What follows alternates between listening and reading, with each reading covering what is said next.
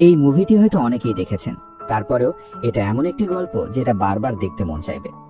মুভির শুরুতে আমরা স্কাই নামে এক অসাধারণ শেফ বা রাঁধুনিকে দেখতে পাই। স্কাইয়ের রান্না এত বেশি টেস্টি হয় যে দূর দূরান্ত থেকেও তার রান্না খাওয়ার জন্য মানুষজন ভিড় জমায়। অধীর আগ্রহে লাইন ধরে কাস্টমাররা তার রান্না খাওয়ার জন্য অপেক্ষা করতে থাকে।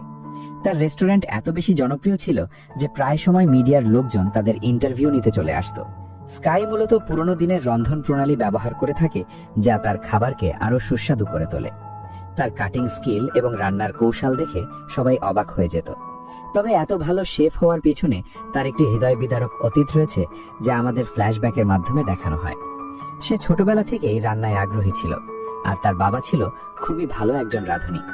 স্কাইয়ের বয়স যখন মাত্র 10 বছর, তখন থেকেই তার বাবা মিস্টার কো তাকে অনেক বকাঝকা করত। বলতো, তুমি এত বড় হয়ে গেছো কিন্তু এখনো নুডলস রান্না করতে পারো না, তুমি কখনো শেফ হতে পারবে না।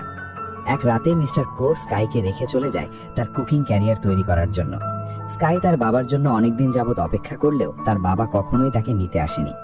এজন্য স্কাই সে সময় ভীষণ কষ্ট পেয়েছিল এবং প্রতিজ্ঞাবদ্ধ হয়েছিল একদিন সবচেয়ে সেরা রাঁধুনি হবে। তবে স্কাইয়ের বাবা মিস্টার কো বর্তমানে চায়নার একজন অনেক বড় মাস্টার শেফ। প্রচুর নাম ডাক এবং সম্মান রয়েছে তার। তাকে চায়নার গড অফ কুকিং নামেও ডাকা হয়। কিন্তু এত বছর হয়ে গেলেও স্কাইয়ের বাবা কাউকে বলেনি যে তার একটি ছেলে সন্তান রয়েছে। মূলত এই কারণে স্কাই তার বাবাকে ঘৃণা করে।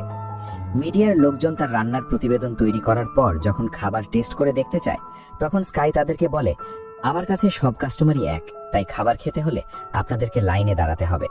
এরপর একজন প্রভাবশালী লোক লাইন ভেঙে রেস্টুরেন্টে ঢুকে পড়ে। স্কাই তাকে লাইনে দাঁড়াতে বলে।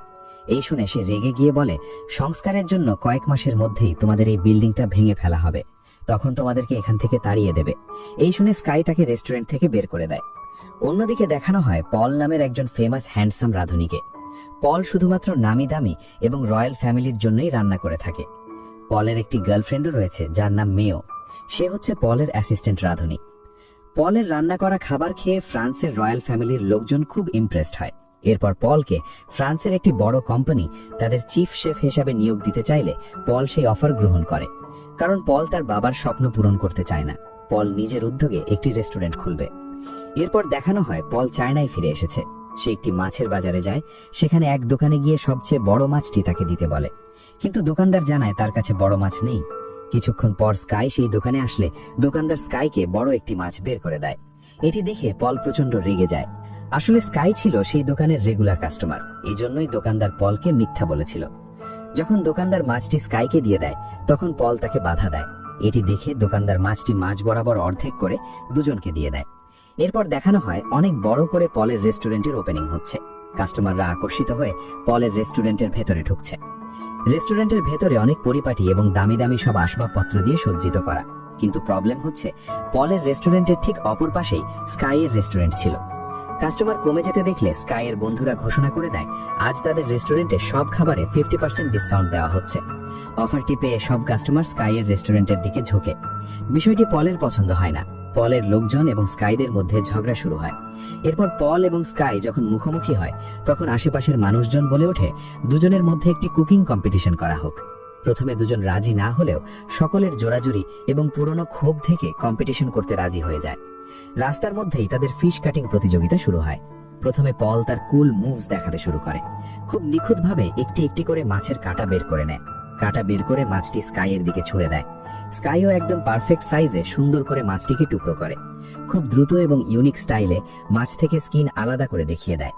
দুজনের এমন ট্যালেন্ট দেখে সবাই মুগ্ধ হয়ে হাততালি দিতে থাকে।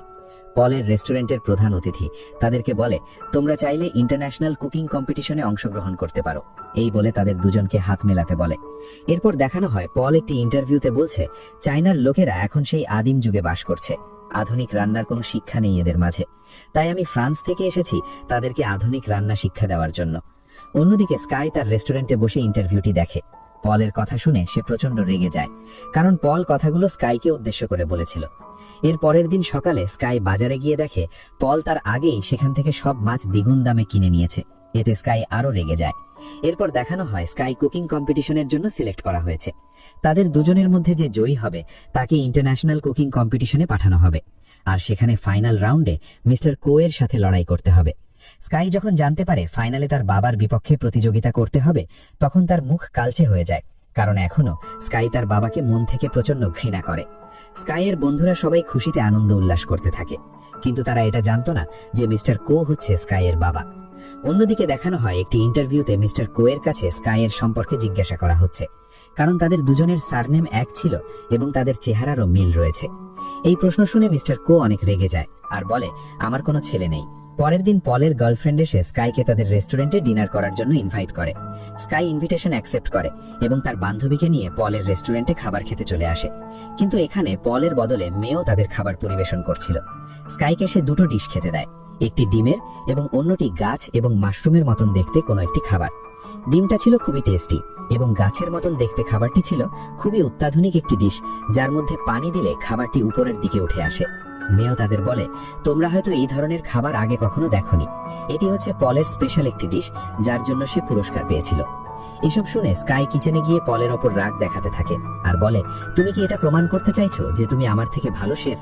এর উত্তরে পল কিছু না বলে স্কাইকে একটি ডিশ রান্না করে খাওয়াতে বলে। স্কাই রাজি হয়ে যায় এবং পলের কিচেনের মধ্যেই একটি ডিশ ট্রেডিশনাল ওয়েতে তৈরি করে। কিন্তু পল সেম ডিশ স্কাইয়ের থেকেও অনেক কম সময়ে আধুনিকভাবে তৈরি করে স্কাইয়ের সামনে তুলে ধরে। স্কাই পলের রান্না করা ডিশটির ঘ্রাণ নিয়েই বুঝতে পারে পল অনেক ভালো রান্না করেছে। সে কিছু না বলেই চলে যায়। সে যাওয়ার পর পল স্কাইয়ের ডিশ টেস্ট করে মুগ্ধ হয়ে যায়। স্কাই তার রেস্টুরেন্টে ফিরে মন খারাপ করে বসেছিল এবং তার বাবার বলে যাওয়া শেষ কথাগুলো মনে করছিল, যখন তার বাবা বলেছিল, তোমার মধ্যে চেফ হওয়ার কোনো যোগ্যতা নেই। অন্যদিকে স্কাইয়ের বাবা মিস্টার হং এর সাথে দেখা করে। মিস্টার হং এর কাছেই সে স্কাইকে ছোটবেলায় রেখে গিয়েছিল। মিস্টার হং একজন রাঁধুনি যে স্কাইকে বড় করে তুলেছে এবং রান্না করা শিখিয়েছে। স্কাইয়ের বাবা বলে সে স্কাইকে দেখতে চায়, তাই সে তাকে ফোন করে আসতে বলে। স্কাই সেখানে এসে তার বাবাকে দেখতে পায়। এত বছর পর সরাসরি তার বাবাকে দেখতে পেয়ে মিস্টার কো স্কাইয়ের খোঁজ খবর নিতে শুরু করে, কিন্তু স্কাই তাকে থামিয়ে দিয়ে বলে, আমি আপনার ছেলে নই। ইন্টারভিউতে এমনটাই বলেছিলেন, তাই না? মিস্টার কো স্কাইকে বলে, আমাকে দেখো, আমি একজন সফল ব্যক্তি। আমি দুবার বিশ্বসেরা রাঁধুনির পুরস্কার পেয়েছি, কিন্তু তুমি হলে একটি পুরাতন গলির সামান্য একজন রাঁধুনি, এর বেশি কিছু নাও। তাই আগে নিজেকে প্রমাণ করো। এই শুনে স্কাই রেগে গিয়ে বলে, আমি নিজেকে প্রমাণ করব। সফল হতে হলে নিষ্ঠুর হতে হয় না, সফল হয়ে গেলে অহংকারী হতে হয় না, এবং সেই পুরাতন গলির সামান্য একজন রাঁধুনিই হবে বিশ্বসেরা। এই বলে সে চলে যায়। এরপর সেই কুকিং কম্পিটিশন শুরু হয়। বিচারকরা উপস্থিত হয়েছে সব থেকে ভালো শেফকে বেছে নেওয়ার জন্য।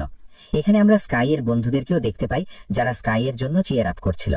প্রথমে আমরা স্কাইকে রান্না করতে দেখি। স্কাই একটি চিকেনের চামড়া না কেটেই মাংস আলাদা করার টেকনিক দেখায়, যেটা দেখে সব অডিয়েন্স এবং বিচারকরা অবাক হয়ে যায়। এরপর সে নিজস্ব স্টাইলে রান্না করতে থাকে। অন্যদিকে পল আধুনিক স্টাইলে রান্না করছিল এবং পল খুবই অল্প সময়ে একটি সুইট ডিশ তৈরি করে ফেলে। নির্দিষ্ট সময়ের আগেই রান্না কমপ্লিট করে তার ডিশ বিচারকদের সামনে প্রেজেন্ট করে। অন্যদিকে স্কাই তার পুরনো স্টাইলে রান্না করছিল বিধায় তার প্রতিযোগিতার সম্পূর্ণ সময় প্রয়োজন পড়ে। এরপর বিচারকরা তাদের খাবার টেস্ট করে, দুজনের খাবারই সমান টেস্টি ছিল। আর রেজাল্ট দেওয়া হলে দেখা যায় দুজনেই সমান নম্বর পেয়েছে। কিন্তু যে কোনো একজনকে জয়ী ঘোষণা করতে হবে। একজন বিচারক স্টেজে উঠে বলে, রান্না হলো একটি আর্ট, আর এই কাজটি নির্দিষ্ট সময়ের মধ্যে করতে হয়। যেহেতু পল সময়ের আগে ডিশটি তৈরি করেছিল, তাই পলকে জয়ী ঘোষণা করা হলো। এই শুনে স্কাইয়ের মন ভেঙে যায়। সে প্রচন্ড কষ্ট পেয়ে সেখান থেকে চলে আসে। আর এই অনুষ্ঠানটি মিস্টার কো বাসায় বসে দেখছিল। কম্পিটিশন হেরে যাওয়ায় স্কাই এতটাই ভেঙে পড়ে যে কয়েকদিন যাবৎ সে বাড়ি ফিরে যায় না। সমস্ত কাজকর্ম ফেলে কয়েকদিন ভিডিও গেম খেলে সময় কাটায়। একদিন মিস্টার হং তার কাছে আসে। সে স্কাইয়ের সাথে ভিডিও গেম খেলতে শুরু করে। স্কাই গেমটা জিতে দেয়। তখন মিস্টার হং বলে, জয়ী হওয়া কিংবা হেরে যাওয়া এটি একটি সাধারণ ঘটনা। হেরে যাওয়া মানে এই নয় যে তুমি আর কখনো ঘুরে দাঁড়াতে পারবে না।